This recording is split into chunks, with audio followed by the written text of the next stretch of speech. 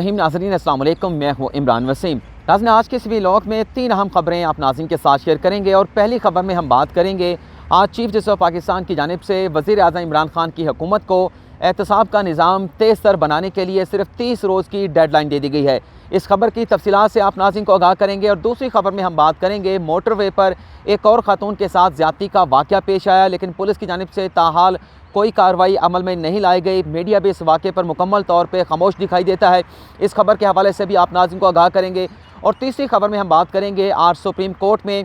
करक में हिंदू समाधि जलाने से मुतल्लिक सोमोटो केस की समाअत हुई, जिसमें IG खैबर पख्तूनख्वा की जानिब से अदालत में यह इंकशाफ किया गया कि करक वाक़े में मौलाना फजल रहमान की जमात मुलविस है। इस वाक़े में मुलविस मौलाना फजल रहमान की जमात के जो लोग हैं उन्हें गिरफ़्तार किया गया है, लेकिन हिंदू कम्यूनिटी के जो रहनुमा हैं MNA रमेश कुमार, उनकी जानिब से यह बताया गया है कि मौलाना फजल रहमान के जो भाई हैं मौलाना अतार रहमान, उनकी जानिब से उन्हें बार बार टेलीफोन कॉल की जा रही है कि इस वाक़े में मुलविस उनकी पार्टी के जो रहनुमा गिरफ़्तार किए गए हैं उन्हें किसी न किसी तरह से रिहाई दिलवाई जाए। तो ये आज की हमारी खबरें हैं जिसकी तफसीलात आप नाज़रीन के साथ शेयर करेंगे। तो सबसे पहले बात कर लेते हैं जो चीफ जस्टिस ऑफ पाकिस्तान की जानिब से वज़ीर आज़म इमरान खान की हुकूमत को एहतसाब का जो निज़ाम है उसे तेज़ तर बनाने के जो अहकाम जारी किए गए हैं। नाज़रीन, आज सुप्रीम कोर्ट में नई 120 अदालतों के क़याम से मुतल्लिक केस की समाअत हुई। चीफ जस्टिस की सरबराही में 3 रुकनी बेंच जिसमें जस्टिस मज़हर आलम मियां खेल, जस्टिस याह्या अफरीदी शामिल थे, उन्होंने इस केस की समाअत की है। Additional attorney general Sohail Mahmood ने नई 120 अदालतों के क़याम के हवाले से पेशरफ रिपोर्ट जो है वो अदालत के सामने पेश की, जिसमें उनकी जानिब से अदालत को ये बताया गया कि वज़ीर आज़म इमरान खान की जानिब से नई 120 अदालतों के क़याम की हतमी मंजूरी दे दी गई है, लेकिन हुकूमत की जानिब से ये फैसला किया गया है कि पहले मरले में 30 जो है वो नई एहतसाब अदालतें कायम की जाएंगी और नई एहतसाब अदालतों के क़याम के हवाले से जो वैकेंसीज़ हैं वो क्रिएट करती गई हैं एस्टेब्लिशमेंट डिवीज़न की जानिब से। और वजारत फ़ाइनेंस ने भी नई 30 अदालतों के हवाले से जो फ़ंड हैं 40 करोड़ रुपए के जो फ़ंड है उसका इजरा भी कर दिया है। तो 11 जनवरी से जो पोस्टें क्रिएट की गई हैं उस पर इश्तिहारात जारी कर दिया जाएगा भर्तियों के हवाले से। लेकिन चीफ जस्टिस ऑफ पाकिस्तान का ये कहना था कि हुकूमत की जानिब से नई 120 अदालतों के क़याम को क्यों जो है वो तवालत दी जा रही है, ये काम तो फौरी तौर पे होना चाहिए था। जिसके बाद चीफ जस्टिस ऑफ पाकिस्तान की जानिब से हुकूमत को 1 माह की 30 रोज़ की डेडलाइन दी गई है कि इस 1 माह के अंदर ये जो 30 अदालतें पहले मरले में हुकूमत पाकिस्तान की जानिब से बनाने का फ़ैसला किया गया है, ये 30 अदालतें 1 माह के अंदर ऑपरेशनल होनी चाहिए। इसके अलावा चीफ जस्टिस ऑफ पाकिस्तान ने वजारत कानून में मुस्तकिल सेक्रेटरी तैनात ना करने का भी नोटिस लिया है। चीफ जस्टिस ऑफ पाकिस्तान का ये कहना था कि वजारत कानून में बहुत से आइनी और कानूनी मामलात होते हैं जिस पर वजारत कानून ने सेक्रेटरी कानून ने अपनी राय हुकूमत को देनी होती है, तो लिहाजा जो वजारत कानून है उसे एडहॉकिज़म पर नहीं चलाया जा सकता। हुकूमत को direction chief justice of Pakistan ने यह दी है कि नया सेक्रेटरी जो है वो मुस्तकिल बुनियादों पर वजारत कानून में तैनात किया जाए। तो इस केस की समाअत को फरवरी के दूसरे हफ्ते तक जो है वो सुप्रीम कोर्ट पाकिस्तान की जानिब से मुलतवी कर दिया गया है। और नई एहतसाब अदालतों के क़याम के हवाले से और मुस्तकिल सेक्रेटरी वजारत कानून की तैनाती के हवाले से पेशरफ रिपोर्ट जो है वो सुप्रीम कोर्ट ने आइंदा समाअत से वजारत कानून और हुकूमत से तलब कर ली है। दूसरी जो खबर है कि मोटरवे पर एक और खातून के साथ ज़्यादती का वाक़या पेश आया। इस वाक़े के हवाले से इंकशाफ किया गया आज सुप्रीम कोर्ट में जब समाअत हो रही थी करक में हिंदू समाधि जलाने से मुतल्लिक। तो इसमें एक ईसाई रहनुमा जो है साइमन प्यारे पेश हुए। उनकी जानिब से ये बताया गया कि 29 दिसंबर को मोटरवे पर शेखुपुरा मोटरवे पर एक क्रिश्चियन लड़की 16 साल 17 साल लड़की जिसका नाम मैं आपको नहीं बता सकता, उनका ये कहना था कि उसके साथ ज़्यादती की गई और गाड़ी उनकी रोकी गई मोटरवे पर। उसके जो वालिद थे, उनके जो भाई थे, उसे रस्सियों से बांध दिया गया और रस्सियों से बांधने के बाद उस 16-17 साल लड़की को करीबी झाड़ियों में जो लोग थे जिन्हें वो सामने आने पर जो लड़की है, जो उसके वालिद हैं, जो भाई हैं पहचान सकते हैं, उसके साथ ज़्यादती की गई। लेकिन साइमन प्यारे ने अदालत को ये बताया कि इस वाक़े को मीडिया के जानिब से रिपोर्ट नहीं किया गया और पुलिस की जानिब से भी इस वाक़े पर किसी किस्म की कार्रवाई अमल में नहीं लाई गई। Additional advocate general Punjab Faisal Chaudhry इस मौके पर अदालत में मौजूद थे। उनकी जानिब से अदालत को ये यकीन दहानी कराई गई कि इस वाक़े के हवाले से वो हदायत लेने के बाद, रिपोर्ट लेने के बाद अदालत को जो है वो आगाह करेंगे। जबकि साइमन प्यारे ने एक और वाक़े के हवाले से भी अदालत को बताया कि 25 दिसंबर को जब क्रिसमस डे था, जब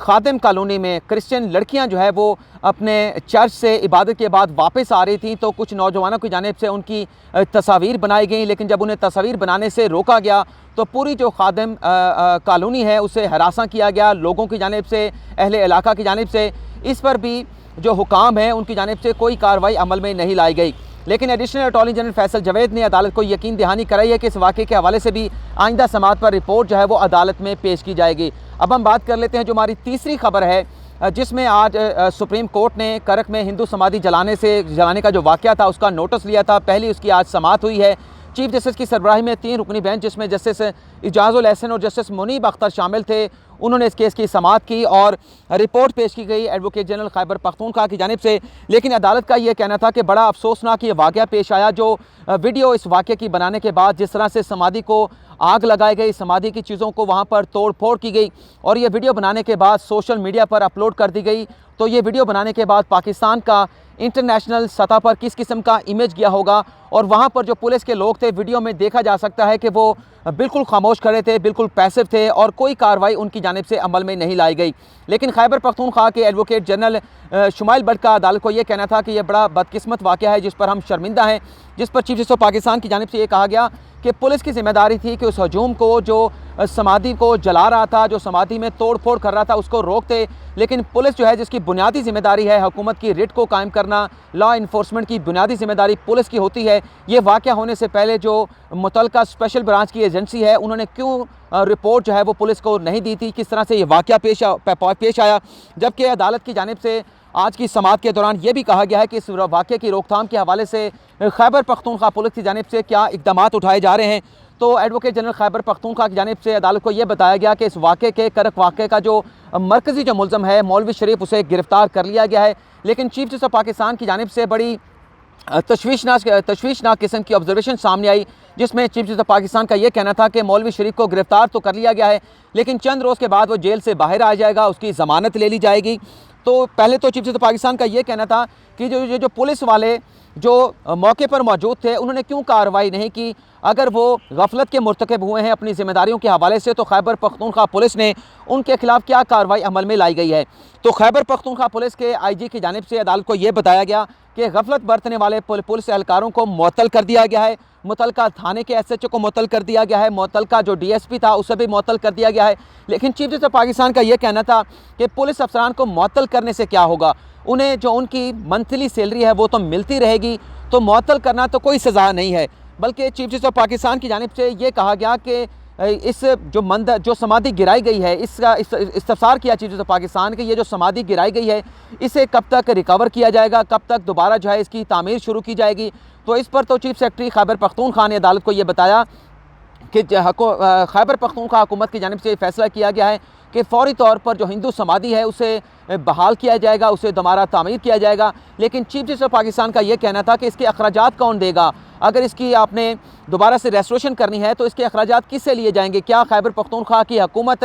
इसकी बहाली के अखराजात बर्दाश्त करेगी। जिस पर चीफ सेक्रेटरी खैबर पख्तूनख्वा की जानिब से अदालत को ये बताया गया कि अखराजात जो हैं इस समाधि को रिस्टोर करने के हवाले से खैबर पख्तूनख्वा हुकूमत जो है बर्दाश्त करेगी। लेकिन चीफ जस्टिस ऑफ पाकिस्तान का ये कहना था कि खैबर पख्तूनख्वा पुलिस जो हुकूमत है इस वाक़े के अखराजात क्यों बर्दाश्त करे, जो इस वाक़े के मुल्ज़मान हैं उनसे ये पैसा रिकवर होना चाहिए। जो मौलवी शरीफ हैं, उसका जो गैंग है जिन्होंने हजूम के ज़रिए समाधि पर हमला किया था, समाधि को जलाया था, समाधि को गिराया था, उनसे ये पैसा रिकवर होना चाहिए। चीफ जस्टिस ऑफ पाकिस्तान का ये भी कहना था कि अगर एक मरतबा इस तरह के वाक़यात में जो लोग मुलविस होते हैं, जो इस तरह के मजहबी मकामात पर हमला करते हैं, उसे जला देते हैं, उसकी तोड़ फोड़ करते हैं, एक मरतबा अगर उनकी जेबों से पैसा निकलेगा, उनसे इस नुकसान का अजाला करवाया जाएगा, तो फिर इस तरह का वाक़या पाकिस्तान में कोई दूसरा वाक़या पेश नहीं आएगा। लेकिन खैबर पख्तूनख्वा पुलिस की जानिब से जो इंकशाफ किया गया IG की जानिब से, जिसमें यह बताया गया कि 22 दिसंबर को जो लोकल अमन कमेटी है उसका इजलास हुआ था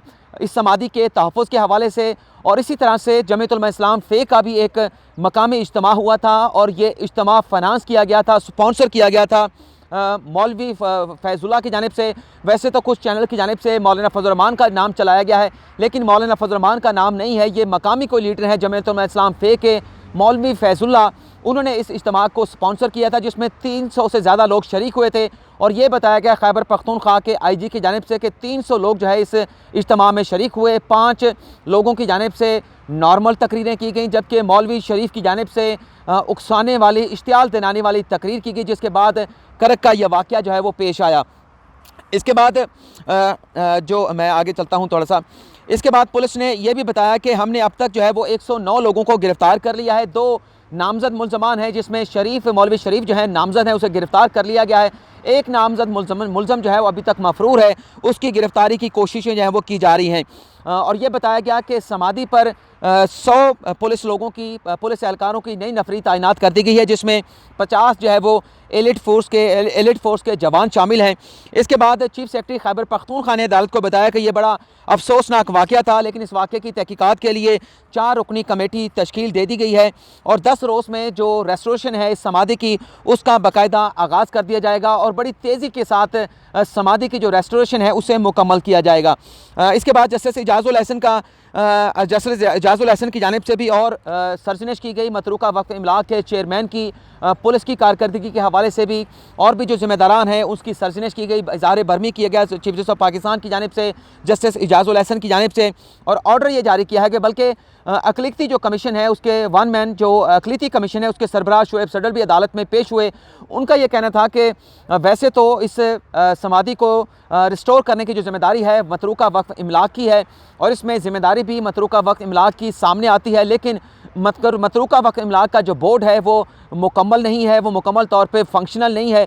जिस पर शुएब सडर ने अदालत को ये भी तजवीज़ पेश की कि समाधि का जो इतराफ़ का इलाका है उसे फ़ौरी तौर पे तहवील में लेना चाहिए। मेन जो कल्प्रेट है मौलवी शरीफ, उसे गिरफ़्तार कर लिया गया है, लेकिन उम्मीद करते हैं कि अदालतों की जानिब से मौलवी शरीफ को ज़मानत पर जल्द जो है वो रिहा नहीं किया जाएगा और ये वाक़या सबक है, आइंदा इस किस्म का वाक़या नहीं होगा। मतरूका वक्फ इमलाक को जो है वो मुतहरिक होना चाहिए, सिक्योरिटी फ्राहम करनी चाहिए। जो अक़लियती बरादरी के इस तरह के मजहबी जगह हैं, सिक्योरिटी वहाँ पर फराहम होनी चाहिए। जिसके बाद अदालत ने इस केस की समाअत को मुलतवी किया है और मतरूका वक्फ इमलाक के चेयरमैन से ये रिपोर्ट तलब की है कि बताया जाए कि कितने मंदिर हैं हिंदुओं के मजमूई तौर पर पाकिस्तान में, कितने मंदिर जो है वो फंक्शनल हैं, कितने डिसफंक्शनल हैं, और इसके अलावा मतरूका वक्फ इमलाक की कितनी जायदादों के ऊपर जो है वो कब्ज़े किए जा चुके हैं, इस हवाले से भी रिपोर्ट दिया जाए। लेकिन जो हिंदू कम्युनिटी के रहनुमा